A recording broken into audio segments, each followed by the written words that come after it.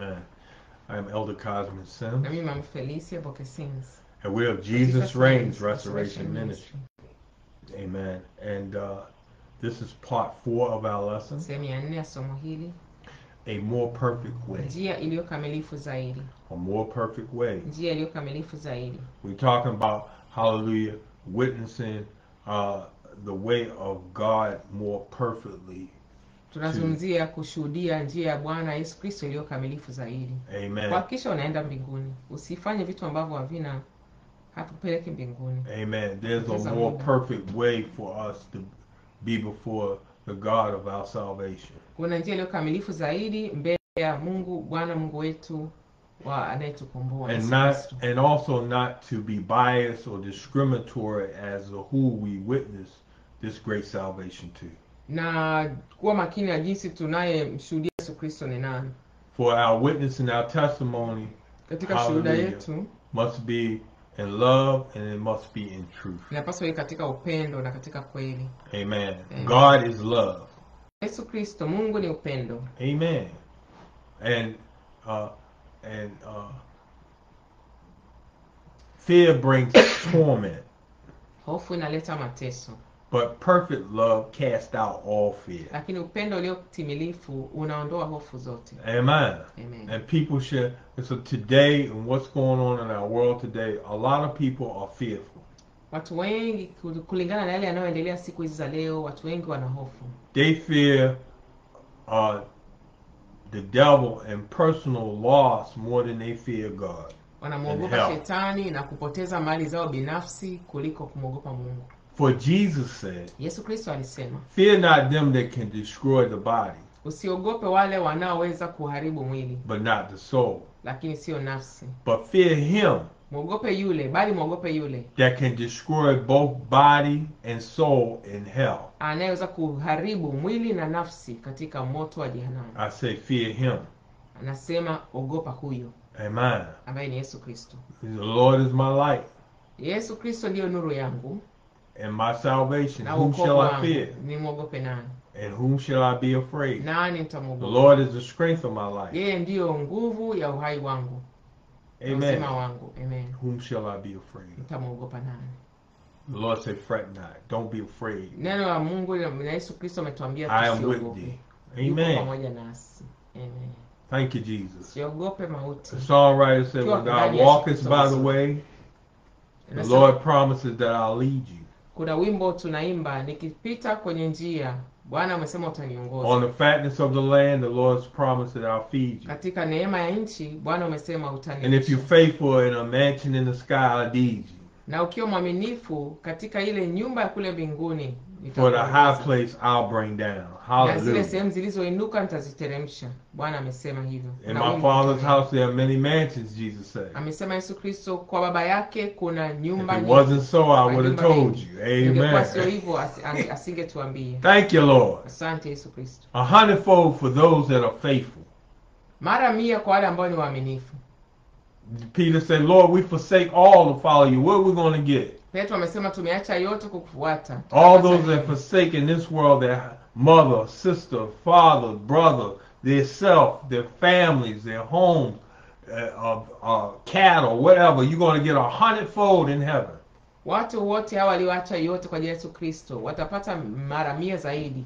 And the other benefit is eternal life. Thank you, Jesus. Na faida kubwa kuliko yote ni uzima wa milele. Amen. Amen.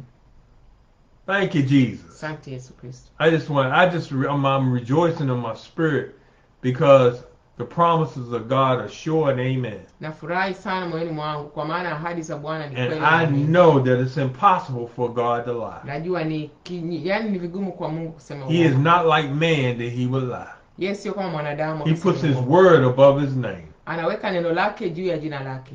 Amen. Amen. Thank you, Jesus. Asante Yesu. And the thing is, we have to understand inapaswa tuelewe that yes, we have to confess Christ. Inabidi tumkiri Yesu Kristo. Confession and belief equals faith in Jesus. Kuamini na kukiri ina maana ni imani katika Yesu Kristo. Amen. But Amen. Remember what Jesus said it takes to see the kingdom of God and to enter the kingdom of God. Kumbuka yale aliyosema Yesu Kristo, nini kinatakiwa ili mtu uone na kuingia ufalme wa mbinguni. And that is water and spirit. Na hayo ni maji na roho. And we're going to touch on confession in Christ Jesus. Tutazungumzia sasa hapa kwenye kukiri. In conjunction with belief and faith in God. Sawa ukilinganisha na kuamini na imani katika Yesu Kristo. And in doing so, I pray that I can show you or remind you that those that are sanctified a more perfect way. Ninatumaini baada ya kuelezea haya utaweza kuelewa njia kamilifu zaidi ya kumfuata ya kutembea. Matthew 10 and verse 32 and 33. Whosoever therefore shall confess me before men, he will I confess before my Father which is in heaven. But whosoever shall deny me before men, him will I also deny before my Father which is in heaven. Read those verses. Yasoma 32 na 33 katika jina la Bwana Yesu Kristo. Basi kila mtu atakaye nikiri mbele ya watu, nami nitamkiri mbele za Baba yangu aliye mbinguni. Bali mtu yeyote atakaye nikana mbele ya watu, nami nitamkana mbele za Baba yangu aliye mbinguni. Amen. Here it is, we being baptized in Jesus' name. Hallelujah. And according to your faith, Elder Sims or Brother Sims, and according to your faith in Christ Jesus and your confession of God, I baptize you in Jesus' name for the remission of your sins, and you shall receive, according to God's word, the promise of the, hallelujah, of the Holy Ghost. Hallelujah. You shall receive the Holy Ghost in Jesus' name. Being baptized in Jesus' name to walk in the newness of life. Ndio naona mtu akibatizwa wanasema kutokana na kukiri kwako kwamba Yesu Kristo ni Bwana na kubatiza kwa jina la Bwana Yesu Kristo. But according to your faith and confession in Christ Jesus, wanasema kulingana na imani yako, your belief in Christ Jesus, kwa jina la Yesu Kristo. Amen. As being Lord and Savior. Akiwa Mungu, akiwa Bwana. I baptize you in Jesus' name for the remission of your sins. Na kubatiza kwa jina la Yesu Kristo. And the promise that you will receive the gift, the precious gift of the Holy Ghost in Jesus' name. Ndio anabatizwa kwa njia hii. You're baptized. Unakuwa umebatizwa. And God say that those sins, hallelujah, that he remit, he will throw into a sea of forgiveness and he will remember them no more. Na Bwana amesema dhambi hizo atazitupa kwenye bahari ya usahaulifu. You know, there's a whole lot of people that don't believe in water baptism. There's a whole lot of people are led by, instead of by the Spirit of God, led by the devil. Kuna watu wengi baada ya kuongozwa na Roho wa Mungu wanaongozwa na shetani. And they'll speak against you and they'll curse you. Wanazungumza kinyume na wewe na watakulaani. I'm glad my salvation don't depend on somebody, what they think about Elder Sims. Na nashukuru Mungu kwamba wokovu wangu hautegemei mtu anachoniwazia mimi. It's only what God thinks about Elder Sims. Ni kile tu Mungu anachosema kuhusu mimi. Amen. Amen. And the angels are writing every day, hallelujah, a diary concerning Elder Sims. Na malaika wanasema kila siku kuhusiana na mimi. Let your good outweigh your bad. Wacha mema yako yazidi mabaya yako. Let there be no bad. Wacha asiwe mabaya kabisa. Jitahidi asiweko mabaya. But the word of God says, the reason why I say that, ninachosema kwa sababu the word of God says, if the righteous scarcely make it and barely make it into heaven, neno la Mungu linasema iwapo wenye haki wataponea chupuchupu, where would the ungodly and sinner appear? Wenye dhambi na wasio na Mungu wako. Some of us just going to get a passing grade, just enough to enter into those pearly gates. Baadhi yetu tutaponea chupuchupu tu kuingia kwenye malango yale ya mbinguni. Ndio maana pambania mbingu kama vile hakuna kesho. Somewhere along the line you came up a little short, but God said, come on in. Mwingine unakuta hapo katikati ulipungukiwa katika safari yako, Bwana uombe Mungu akuhurumie aseme ingia. Because it met enough standard for him to allow you in. Kwa maana inawezekana ulikutana na vigezo vikatimia wewe kuingia. So some of us going just barely make it. Kuna wengine tutaponea chupuchupu. Why call me Lord, Lord, and do not what I say, Jesus said. Bwana Yesu alisema utanitaji Bwana, Bwana na msifanye yale ninayotaka myafanye. And many that say Lord, Lord, that hallelujah, that pay their tithes, that fast and pray and do a whole lot of things, many that cry, Lord, Lord, will not enter into the kingdom of God. Wengi wanaosema Bwana Bwana hawataingia kwenye ufalme wa mbinguni. That's the word of God. Hilo ni neno la Bwana. If you don't know, look it up. Kama hujui, Google it. Google. Don't stand here and just turn scripture. Hey, you got some work to do too. Una kazi ya kufanya pia. Study to show thyself approved, a workman not being ashamed. Soma, jitahidi sana, usome Injili. Meditate on my word both day and night, said the Lord. Tafakari neno langu mchana na usiku. That's something that all of us should do. Amen. Sisi wote tunapaswa kufanya hivyo. And doing so, you'll find that it's a way, the way of God. You'll find that it's a more perfect way of serving God. Kwa kufanya hivyo utajikuta uko katika njia iliyo kamilifu zaidi. You'll be able to refresh what you need to do and bring it up to par if you're missing anything. Utaweza kujikuta unakamilisha kama umepungukiwa na kitu chochote.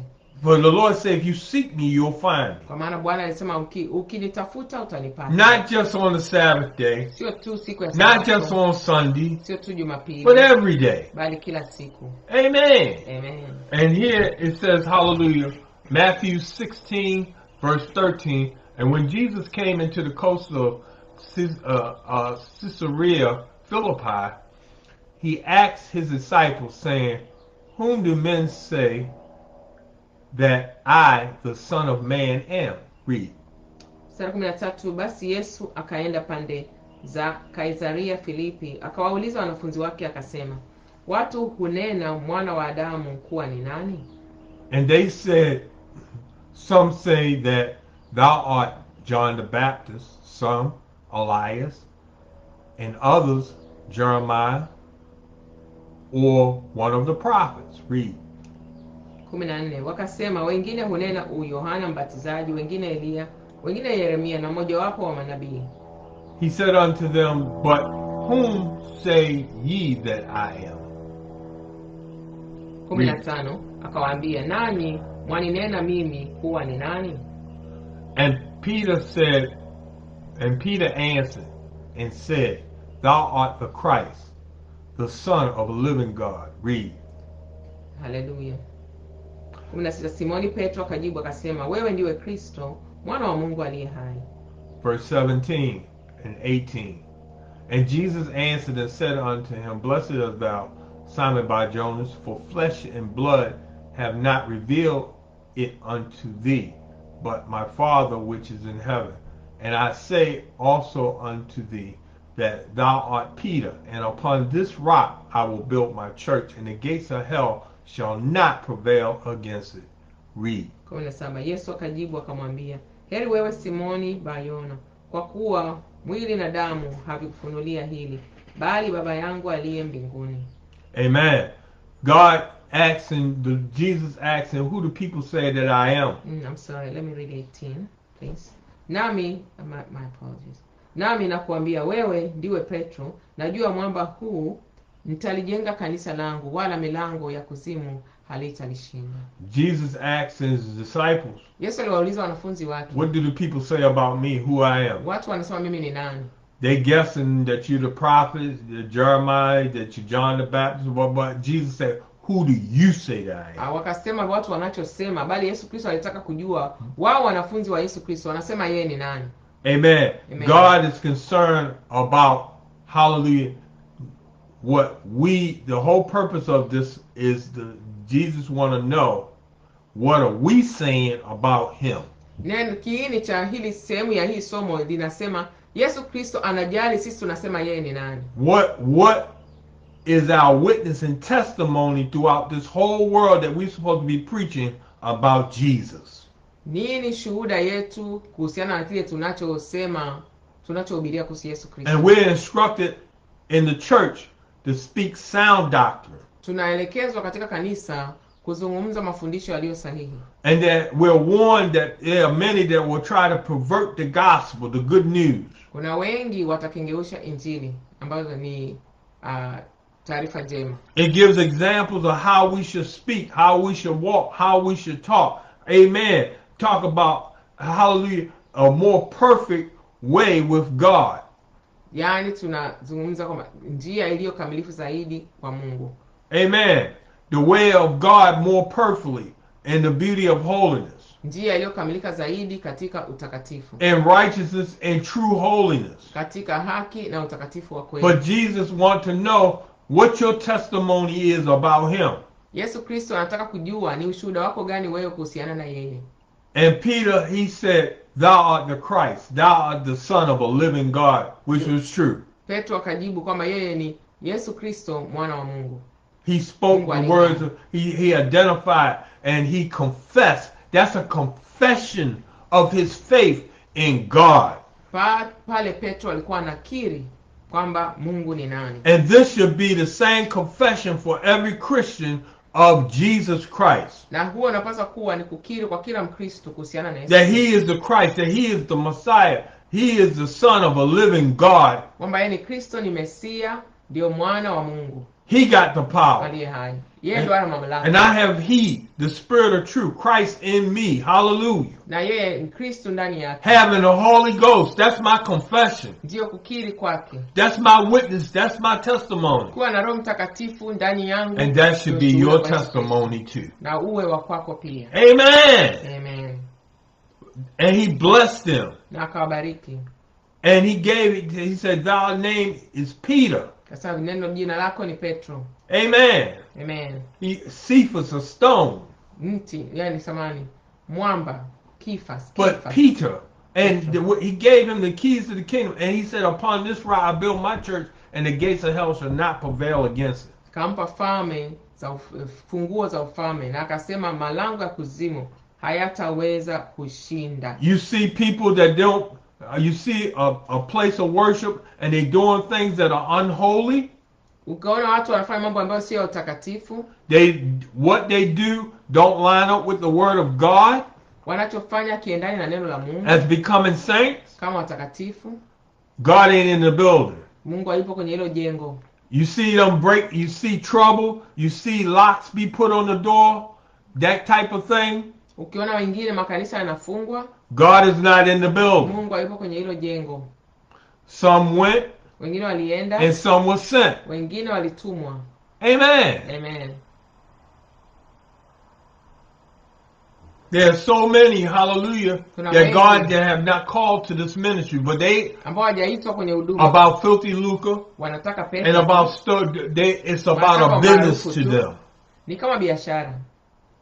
Ni sifa. It's not a responsibility, but it's a business to them. Kwao sio wanawajibu na zile nafsi, bali kwao ni biashara. You cannot serve two gods. Pata mali. You're going to love one and hate the other. Utampenda mmoja utamchukia mwingine. You cannot serve God and money. Huwezi You cannot serve God and mammon. Huwezi kutumikia pesa na mali. But so many are opening up what they call a business. Wengi wanafungua huku wanaita kabisa ni biashara. Where it should be a saving station. Ambayo inapaswa ni kituo cha kuokoa nafsi. But Jesus beat the money changers out of the house and he made it clear. Maana Yesu aliwafukuza wale wafanya biashara na wagawanya pesa kwenye that my house is a house of prayer among all nations. Kasema nyumba yake ni nyumba ya maombi kwa mataifa. But ye have made it a den of thieves and of merchandise. Lakini wao wamefanya kuwa ni sehemu ya wezi na wanyang'anyi. For it is written in the word of God. Kwa maana imeandikwa kwenye neno la Bwana. The zeal of thine house have eaten me up. Yani shauku ya neno lako imenitawala. But we're talking about what you confess who Christ is. Tunazungumzia unachokiri Yesu Kristo ni nani. God is concerned with our testimony. Mungu anajali sana na ushuhuda wetu. Amen. Amen. For again, the power of God is the word of God is the power of God unto salvation. Maana neno la Mungu ni nguvu ya Mungu katika wokovu. Romans 10:8 through verses 17. I'm going to expound on them. Romans 10:8 it says, but what saith it? The word is nigh thee in your mouth. It's in your mouth and in your heart. Kinywa chako na kwenye moyo wako. That is the word of faith. Hilo ni neno la imani. Which we preach. Tunalihubiria. That in Romans 10:9 that a lot of people use as a plan of salvation, ambalo wengi wanalitumia kama mpango wa wokovu, which it isn't. ambayo sio. Acts 2:38 is the only plan of salvation. Mpango wa kuokolewa huko katika Matendo ya Mitume 2:38. Here in Romans 10:9 it says, if thou confess with thy mouth the Lord Jesus, and shall believe in thine heart that God hath raised him from the dead, thou shalt be saved. Read that, please. Wengi wanatumia Warumi 10:9 kama ndio njia ya kuokolewa. Inasema hivi: kwa sababu ukimkiri Yesu kwa kinywa chako ya kuwa ni Bwana na kuamini moyoni mwako ya kuwa Mungu alimfufua katika wafu, utaokoka. And I say amen. Amen. That if you confess Christ, Because the Word of God said those that confess Christ are of God. Neno la Mungu linasema wale wanaomkiri Yesu Kristo ndio wa Mungu. Remember, God made no distinction between, but he made an exception when he said both them that sanctify and are sanctified are of the same. Mungu alitenganisha wale wanaotakaswa na wale wanaotakasa ni wamoja. Not all of the same. I repent that. Not all of the same. He said that when it comes to them being together, yani katika wale wao kuwa pamoja, not being one, sio kuwa wamoja, but being hallelujah accepted, kukubalika as brother, kama ndugu, amen, katika Yesu Kristo. But not being as one, but being accepted. Both those that are sanctified and those that are sanctified, he's not ashamed to call them brother. Amen. Amen. So, but here in Romans, confessing with thy mouth and believing with your heart and that Jesus death, burial, and resurrection, amen, that thou shalt be saved. And then say that you are. Yani anasema ukakiri na kuamini utaokolewa. Umeshaokolewa. And where the word shall comes in is again, we have to sanctify ourselves. Inabidi kujiweka katika hali ya utakaso. And in sanctifying ourselves, it's a process. Na katika kujitakasa ni njia, ni safari. And if you sanctify yourself, separate yourself from the world, kujitenganisha na ulimwengu, the God of peace will sanctify you wholly. Mungu wa amani atakutakasa kamili. Where the man of God said, I pray that your whole body, soul, and spirit be kept, preserved until the day of Christ. Mtumishi wa Mungu anasema ninaomba nafsi yako na mwili wako. But Romans 10:9 is not the plan of salvation. Katika Bwana. Lakini Warumi 10:9 Acts 2:38 is. Sio mpango wa kuokolewa. Matendo Mitume 2:38. Jesus made it clear, he that believeth and is baptized shall be saved. Yesu Kristo amesema anaamini na kubatizwa ndio ataokolewa. He that believeth not shall be damned. Na amesema hapo kabisa asiamini hata okolewa, atalaaniwa, atahukumiwa milele. Amen. And after that describes signs. Ndio baada hapo ameonyesha amezungumzia kuhusu dalili. Hallelujah, Mark 16:16. Marko 16:16. And Mark 16:15 he said, in my name go out in all the world and preach the gospel to every creature. Marko 16:15 amesema enendeni ulimwenguni. What did he say in Matthew? Anasema kwa he said also in Mark. Anasema kwa Marko. But he said in my name. Kwa jina langu. What's his name? Jina lako ni nani? Jesus. Yesu Kristo. Hallelujah. Hallelujah. Look it up. Tafute, angalia. Hallelujah. Hallelujah. Prove what I'm saying is true. Hakikisha kile ninachosema ni kweli. Prove your own self. Prove how Christ is in you, lest you be reprobate. Hakikisha Kristo aliyo ndani yako ni sahihi, usije ukakataliwa. Amen. Amen. So this is not the plan of salvation, Romans 10:9. Warumi 10:9. Now hear the word of the Lord, Romans 10:10. For with the heart, amen, man believeth unto righteousness, and with the mouth he confession is made unto salvation. I believe, like Peter said, thou art the Christ, thou art the Son of a living God.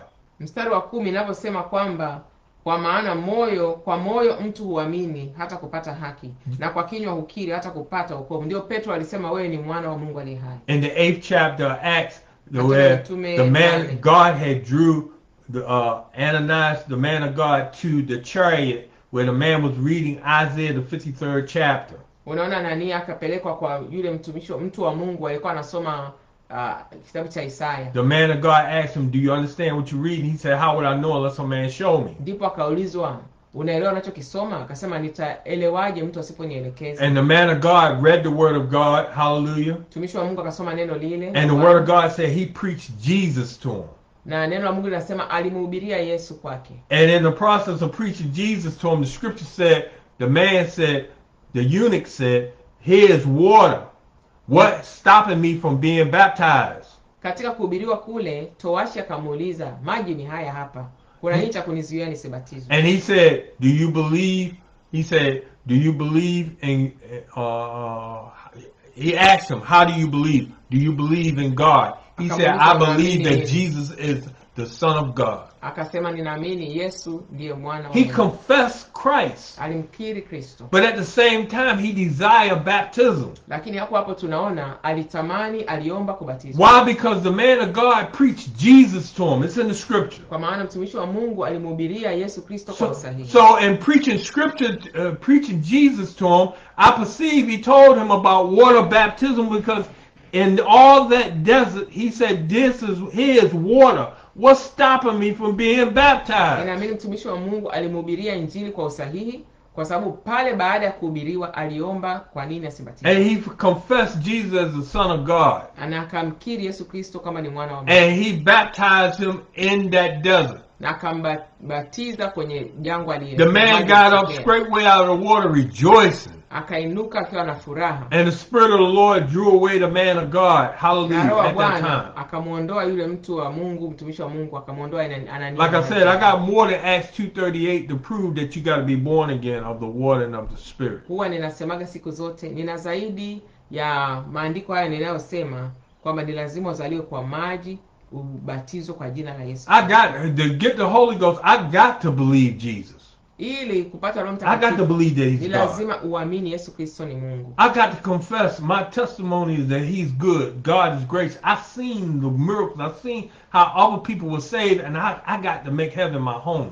Yani inabidi nijitahidi, ni Mungu anisaidie nitii maandiko yake, mbinguni ikawa ndio makao yangu ya milele. And what Jesus Christ has to offer is a great deal. Not a good deal, it's a great deal. Yesu Kristo anachojaribu kutoa ni kitu cha maana sana, cha muhimu sana. Verse 11, hallelujah. For the scripture saith, "Whosoever believe on him shall not be ashamed.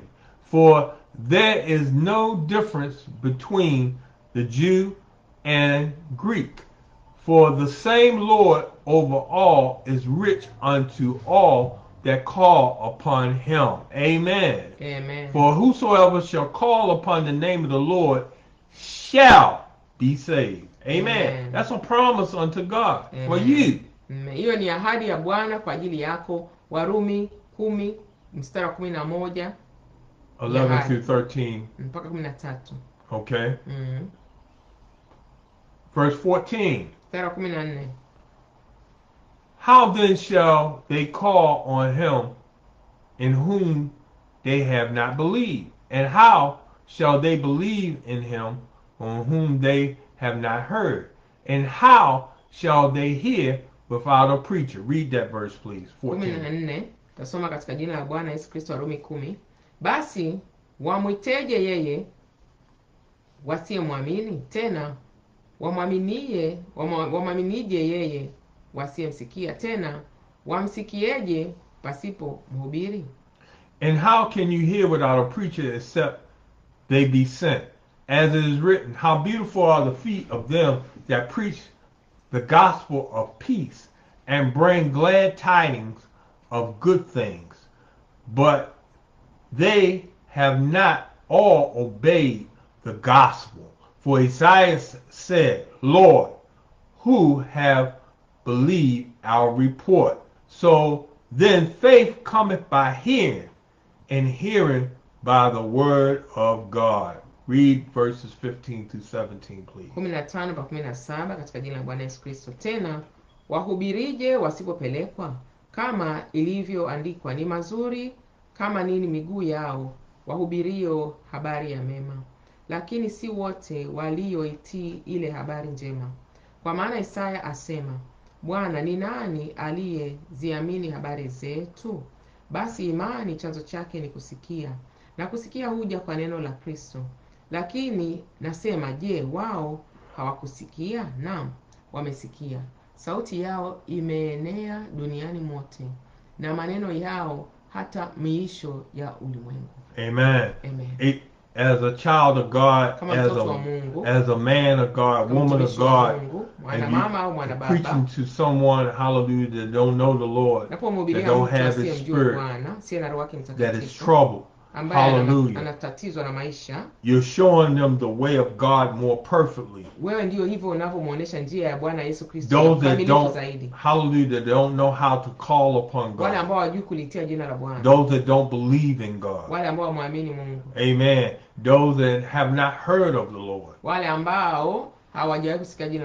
But the scriptures say, ask a question, how can you hear without a preacher? We are commissioned to go out in all the world and preach the gospel to every creature. But these are the last days. These are perilous times. Amen. And people need to have a closer walk with Jesus. Amen. They got to know that, hallelujah, there's a more perfect way. If our hope is in this world, we are most miserable. But our hope is in Christ Jesus. Amen. Amen. Eyes have not seen, ears have not heard, neither have it entered into the hearts of men those good things that God has prepared for them that love Him. Amen. And we have to assure them that God loves them. He loved them so much that He suffered, bled, and died for the sins of the world and their sins too. He made a way, hallelujah, for all of us. And in His sacrifice for our sins, there's reconciliation for the people. Amen. Amen. Hallelujah. Hallelujah. But they that call upon the name of the Lord shall be saved. And we want them to call upon the name of the Lord from their heart. We want them to confess the Lord Jesus, hallelujah, and be saved. Amen. It's a process. Amen.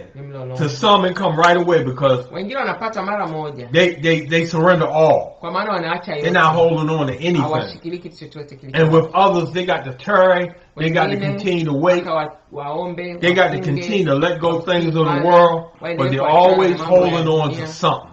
And that one thing will keep you from getting the Holy Ghost.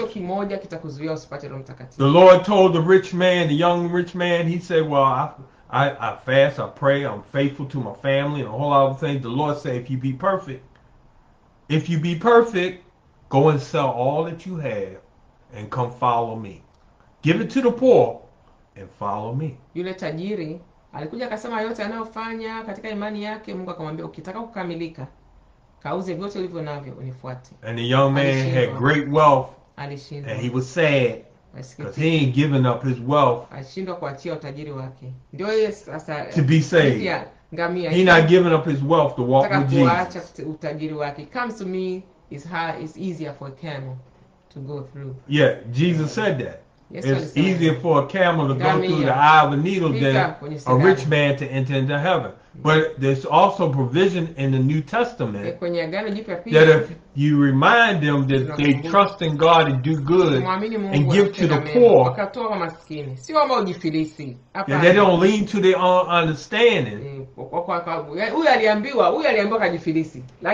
and that if they seek the Lord, God said it will be to their benefit when it comes to obtaining eternal life. It's in the New Testament. It's in God's word. Even provision for the rich man. Kuna nafasi walipewa. Kuna mwingine ataambiwa jifilisi.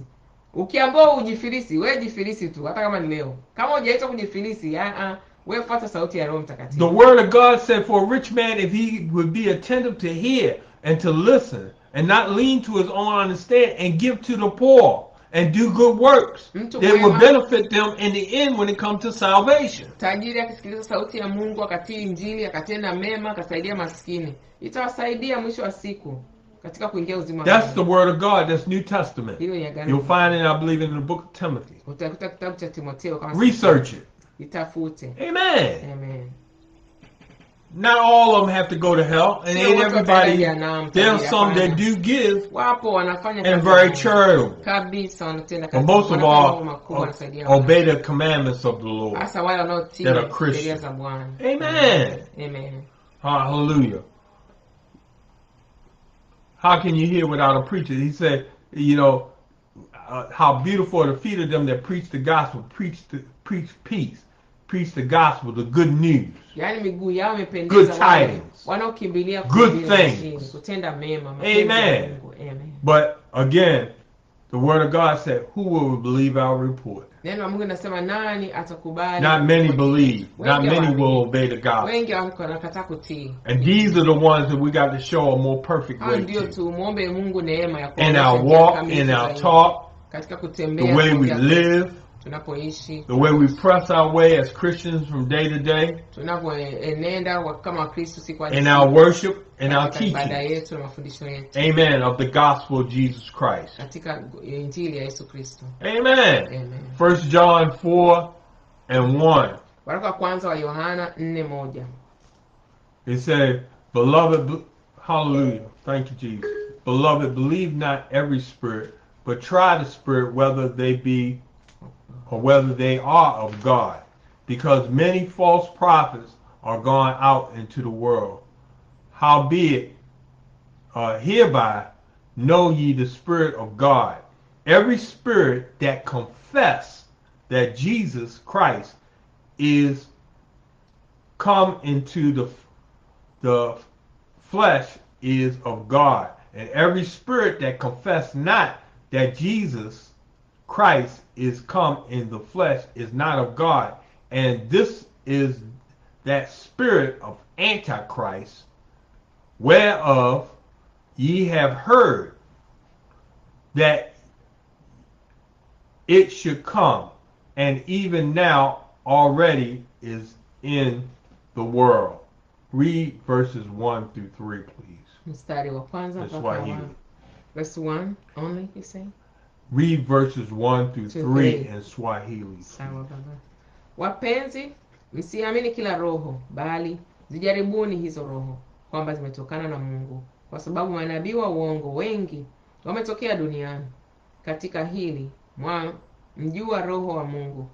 Kila roho ikirio kwamba Yesu Kristo amekuja katika mwili yatokana na Mungu, na kila roho isiyomkiri Mungu haitokani na Mungu.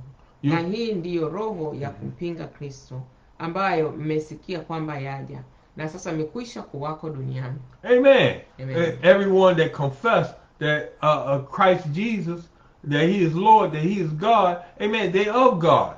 Kila anayekiri Yesu Kristo ni Bwana, yeye ni wa Mungu. And confess that he was God manifest in the flesh, kwamba yeye ni Mungu katika mwili, is of God. ni wa Mungu. And those that don't is not of God. It's a spirit of Antichrist. Wale ambao sio ni roho wa mpinga That don't confess Christ hawamkiri Yesu or Kristo. deny that he came here to save mankind. Mekataa kwamba hakuja kuokoa wanadamu.